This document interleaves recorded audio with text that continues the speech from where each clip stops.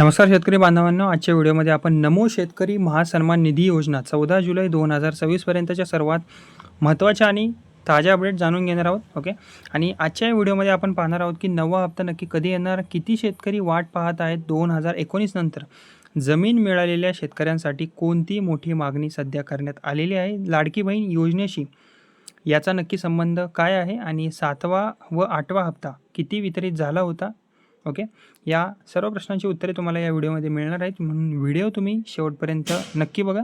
आता जी पहिली अपडेट आहे त्याबद्दल सांगायचं झालं तर सर्वप्रथम मोठी बातमी म्हणता येईल, कारण की नमो शेतकरी महासन्मान निधी योजनेचा नवा हप्ता अद्याप वितरित झालेला नाही आहे. 14 जुलै 2026 पर्यंत राज्यातील लाखो शेतकरी या हप्त्याची प्रतीक्षासुद्धा करत आहेत. तसेच उपलब्ध माहितीनुसार नववा हप्ता जुलै 2026 मध्ये वितरित होण्याची शक्यता आता व्यक्त केली जात आहे. आणि हा जो हप्ता आहे PM किसान योजनेच्या 24व्या हप्त्यासोबत जाहीर होऊ शकतो अशी अपेक्षासुद्धा व्यक्त केली जात आहे. मात्र याबाबत अद्याप अधिकृत घोषणा झालेली नाही आहे. ओके. आणि ज्यावेळेस अशी घोषणा होईल त्यावेळेस मी नक्कीच व्हिडिओ बनवून नवीन सांगेल तुम्हाला. ओके. त्यामुळे माझ्या या चॅनलला सबस्क्राईब करून नक्की ठेवा तुम्ही. ओके. तसं आता दुसरी जी अपडेट आहे नंतरची त्याबद्दल जर सांगायचं झालं तर नमो शेतकरी योजनेचे हप्ते जे आहेत ते साधारणपणे प्रत्येकी 4 महिन्यांनी वितरित केले जातात. याच पार्श्वभूमीवर शेतकरी आता 9व्या हप्त्याच्या घोषणेची जी आहे ती वाट आहे ती पाहत आहेत सध्या. ओके. तसेच आता जी नंतरची अपडेट आहे ती म्हणजे की योजनेचा 8वा हप्ता 25 मार्च 2026 रोजी वितरित करण्यात आलेला होता. त्यावेळी 1768 कोटींचा जो निधी आहे तो शेतकऱ्यांच्या खात्यात जमा करण्यात आला आणि या हप्त्याचा लाभ सुमारे 84 लाख शेतकऱ्यांना मिळालेला आहे. ओके. आणि 9व्या हप्त्याबाबत अधिकृत घोषणा अजूनही अद्याप झालेली नाही आहे. ओके. 9व्या हप्त्याची तारखेची अधिकृत घोषणा करण्यात आलेली नाही आहे. शेतकऱ्यांनी कोणत्याही अफवांवर विश्वास न ठेवता फक्त आणि फक्त अधिकृत माहिती NSMNY पोर्टलवरच तुम्ही तपासून घ्यावी, एवढंच मी तुम्हाला सांगेन. ओके. तसेच आता 2019 नंतर 2019 नंतर जमीन मिळालेल्या शेतकऱ्यांसाठी एक मोठी मागणी जी आहे ती आलेली आहे. ओके. आता एक मोठी घडामोड म्हणता येईल, कारण की महाराष्ट्र राज्य कांदा उत्पादक संघटनेने पात्रतेच्या नियमांमध्ये बदल करण्याची मागणी केलेली आहे. ओके. आता संघटनेचे असे म्हणणे आहे की 1 फेब्रुवारी 2019 नंतर खरेदी, वारसा किंवा कुटुंब विभाजनातून जमीन मिळालेल्या शेतकऱ्यांनाही या योजनेचा लाभ मिळायला हवा. ओके. आणि ही एक चांगली बातमी म्हणता येईल, पॉझिटिव्ह बातमी म्हणता येईल. ओके. आता संघटनेच्या प्रमुख मागण्या कोणकोणत्या आहेत ते सुद्धा आपण बघून घेऊया. ओके. आता संघटनेने बेसिकली सरकारकडे पुढील मागणी केलेली आहे. 2019 नंतर जमीन मिळालेल्या शेतकऱ्यांना योजनेत समाविष्ट करावे. या पात्र शेतकऱ्यांचे प्रलंबित हप्ते तातडीने वितरित करावे. जमिनीच्या नोंदींची तारीख न पाहता प्रत्यक्ष शेती करणारा शेतकरी हा निकष लागू करावा. ओके. वगळलेल्या शेतकऱ्यांसाठी विशेष नोंदणी आणि पडताळणी मोहीमसुद्धा राबवावी. ओके. तसेच आंदोलनाचा एक इशारासुद्धा देण्यात आलेला आहे. ओके.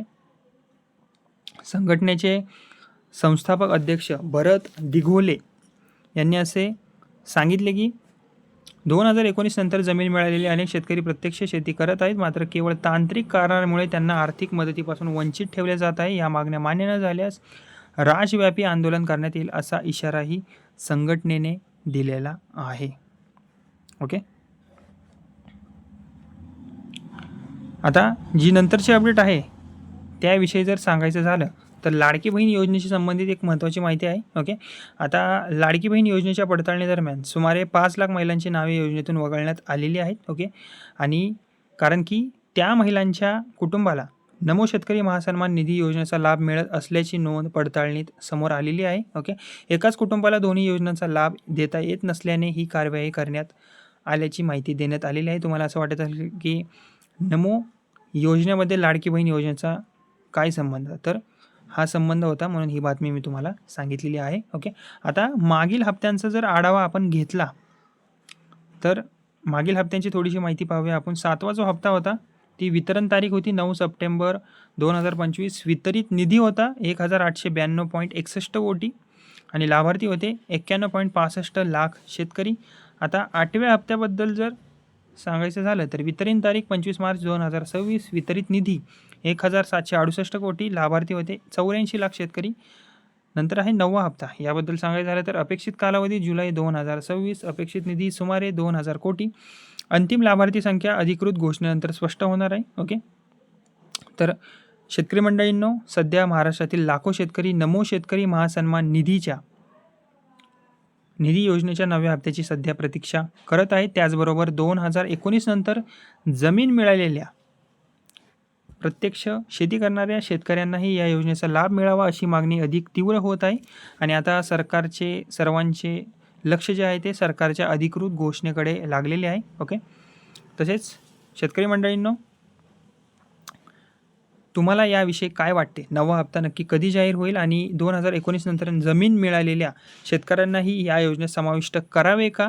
तुमचे मत आम्हाला कमेंटमध्ये नक्की सांगा. आणि कमेंट करण्याआधी चॅनलला आधी सबस्क्राईब करा, त्याच्यानंतर लाईक करा आणि तुम्ही कमेंट करा. ओके.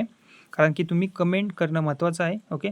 त्यामुळेच तुम्हाला अशा प्रकारचे योजनेचे व्हिडिओ ओके जे तुमच्यासाठी महत्त्वाचे आहेत ते तुम्हाला परत परत बघता येईल. त्यामुळे चॅनलला सबस्क्राईब करा. ओके.